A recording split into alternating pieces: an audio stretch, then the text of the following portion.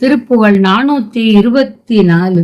செஞ்சொல் பண் பெற்றிடு குட மாமுலை கும்பத் தந்திக் குவடன வாலியது எந்தப் பந்தித் தரளம் அதாமென இடர் ஆவி சிந்தி கந்தித்திடு களையாம் உனது அங்கத்து பொற்பு எது என ஓதுவர் தின் துப்பும் தித்திடு கனிதானும் உன் இதழாமோ மஞ்சொக்கும் கொத்து அழகமெனாம் இடை கஞ்சத்து இன்புற்றிடு திருவே இள வஞ்சி கொம்பு ஒப்பு எனும் மயிலே என முறை ஏய வந்தித்து இந்தப்படி மடவாரொடு கொஞ்சி கெஞ்சி தினம் அவர் தாழ்தொழும் மந்த புந்தி கசடன் என் நாள் உனது அடி சேர்வேன் நஞ்சை கண்டத்து இடுபவராரோடு திங்கட் பிஞ்சு அக்கு அரவு அணி வேணியர் நம்பர்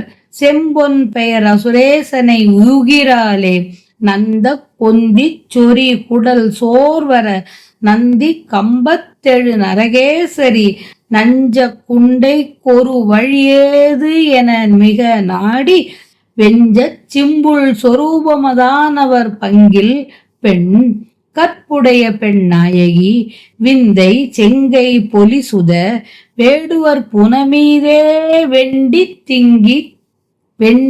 தங்கி திரி கிழவா வேடுவர் புனமீதே வெண்டி தங்கி திரி கிழவா அதி துங்க கிரி அருணாபுரி வெங்கண் சிங்கத்து அடி மயில் ஏறிய பெருமாளே மந்த புந்தி கசடன் என் நாள் உனது அடி சேர்வேன் நஞ்சினை கழுத்தில் அணிந்த அத்தி மலருடனே பிறைச்சந்திரன் ருத்ராக்கம் பாம்பு என்பனவற்றை சூடிய முடிவுடைய நம்பர் இரணியன் என்ற பெயர் கொண்ட அசுரனை நகத்தினால் அழியுமாறு குத்தி கிழித்து சொரிந்து விழும் குடல் தளர தூணில் தோன்றிய நரசிம்ம மூர்த்தி ஆவேசம் அடங்கி குறுகுவதற்கு வழி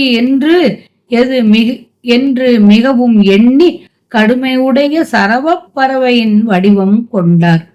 அவருடைய ஒரு பகுதியில் இடம்பெற்ற பெண்ணும் கற்பு நிறைந்த பெண்களின் தலைவியுமான உமையம்மையாரின் அழகிய சிவந்த கையில் விளங்கும் குழந்தையே வேடுவரின் திணைப்புனத்தில் களைத்து தங்கி திரிந்த கிழவனே வெண்டி தங்கி திரி கிழவா மிக உயர்ந்ததும் சிறந்ததுமான திரு அண்ணாமலையில் விரும்பத்தக்க கண்ணை உடைய அரியணை போல் மயில் மீது ஏறிய பெருமாளே அடி மயில் ஏறிய பெருமாளே செஞ்சொற்களால் புகழத்தக்க குடம் போன்ற பெருத்த கொங்கையானது கும்பம் யானை மலை என்று கூறுமாறு விளங்கியும் வெண்மையான பற்களின் வரிசை முத்து போல் விளங்கியும் துன்பத்தில் என் உயிரை தள்ளி மனம் வீசக்கூடிய அழகு உடையனவாகும்.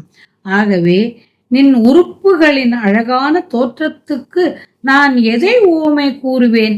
வன்மையுள்ள பவளம், இனிமை கொண்ட கனி, உன் வாய் இதழுக்கு நிறத்திலும் சுவையிலும் நிகராகுமோ? மேகத்தை போன்று விளங்கும் திரண்டு நிறைந்துள்ள கூந்தல் என்றெல்லாம் கூறி மிக நெருங்கிய தாமரை மலரில் மகிழ்ந்து வீற்றிருக்கும் திருமகளே, இளமையுடைய வஞ்சி கொடிக்கும் பூங்கொம்பிற்கும் நிகரான மயில் போன்றவளே என்று முறை பொருந்த பாராட்டு பேச்சினை பேசி இவ்வாறு மங்கையருடன் கொஞ்சி பேசினேன், கெஞ்சி பேசினேன். நாள்தோறும் அவர்களின் அடிகளை வணங்கும் மந்தமான அறிவுடைய நான் எந்த நாளில் உன் திருவடியை சேர்வேன்? முருகா, மந்த புந்தி கசடன் என் நாள் உனது அடி சேர்வேன். உனது அடி சேரும் அருளை நீ எனக்கு தருவாயாக. திருமால் இரணியனை கொல்வதற்கு நரசிம்ம அவதாரம் எடுத்தார். இரணியனின் உதிரத்தை அவர் குடித்ததால் வெறி உண்டாயிற்று. உலகங்களை வருத்தத் தொடங்கினார். தேவர்கள் முறையிட்டு கொள்ள அவரது ஆவேசத்தை அடக்குவது எப்படி என்று சிவபெருமான் எண்ணி வீரபத்ரரை ஏவினார். வீரபத்ரர் சரபப் பறவையின் வடிவம் கொண்டு அந்த நரசிங்கத்தை அடக்கி கொத்தி கீறி அதன் தோலையும் முகத்தையும் சிவபெருமான் முன் வைத்தார். அவர் சிங்கத்தின் தோலை உடுத்து கொண்டார். சிங்க முகத்தை தன்னிடமுள்ள நான்முகன் தலைமீது அணிந்து கொண்டார். இங்ஙனம் வீரபத்ரர் சரபப்பறவையாய் சென்றார் என்று சொல்லாது சிவனே சரபப்பறவையாய் சென்றார் எனவும் அர்த்தம் கொள்ளலாம். இவ்வரலாறு செம்பொன் பெயர் அசுரேசனை யுகிராலே நந்த கொந்தி சொறி குடல் சோர்வர நந்தி கம்பத்தேழு நரகேசரி நஞ்ச குண்டைக்கு ஒரு வழி ஏது என மிக நாடி வெஞ்ச சிம்புள் சொரூபம் அதானவர் என்று விளக்கு.